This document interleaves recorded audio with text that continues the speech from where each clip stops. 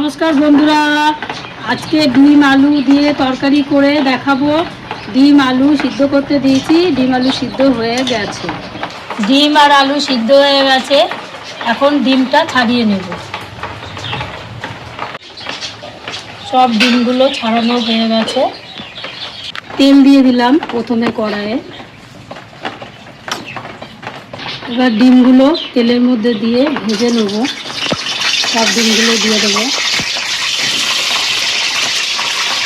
নুন আর হলুদ দিয়ে ডিমগুলো ভেজে নেব। নুন দিলাম, সামান্য হলুদ দিয়ে নুন হলুদ দিয়ে ভেজে নেব ডিমগুলো নুন হলুদ দিয়ে ভাজা করে নেব।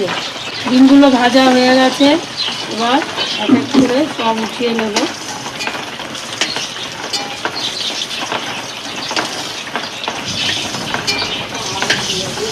এবার কড়াইতে তেল দেব।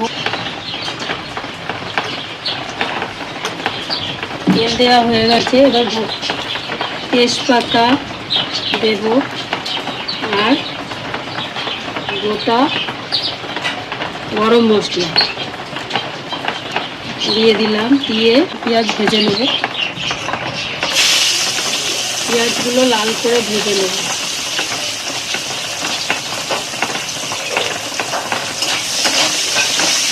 এবার টমেটোগুলো দিয়ে দেবো, দিয়ে একটু ভাজবো।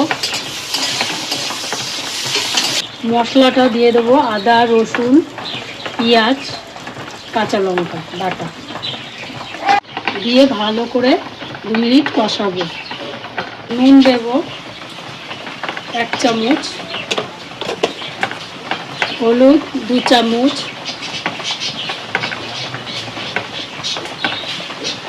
জিরের গুঁড়ো 2 চামচ, চিনি দেব 1 চামচ।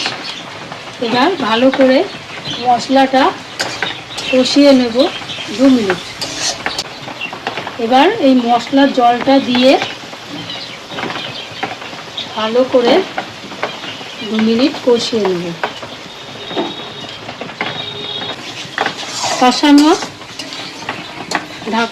কষানোটা আর একটু হবে, এবার একটু চাপা দিয়ে দেব।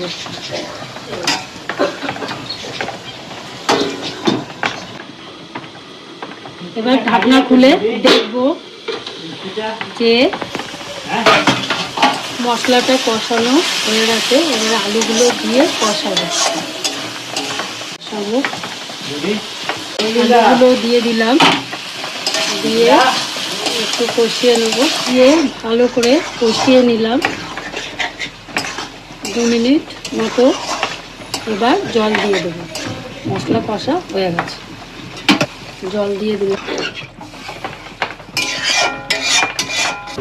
ঢাকনাটা দিয়ে দিলাম, ঝোল ফুটে উঠলে তারপরে ডিম দেবো। এবার দেখবো, ঢাকনা তুলে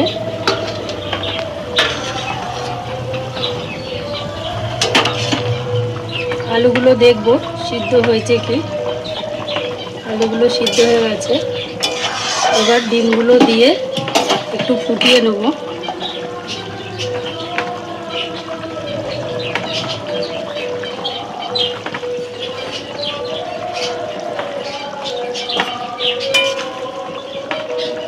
ঝোলটা আর একটু কমে গেলে, আর একটু কমে যাবে, একটু গা মাখা মাখা মতো হবে। এবার ঢাকনাটা দিয়ে দেবো। ঝোলটা একটু গা মাখা মাখা মতো হবে, ঝোলটা আর একটু শুকা। এবার ঢাকনাটা উঠিয়ে দেখব ঝোলটা শুকিয়েছে কি। ঝোলটা শুকিয়ে গেছে, সামান্য ঝোল রেখেছি। এবার ঠান্ডায় ছাই গরম মশলা দিয়ে নামিয়ে নেব।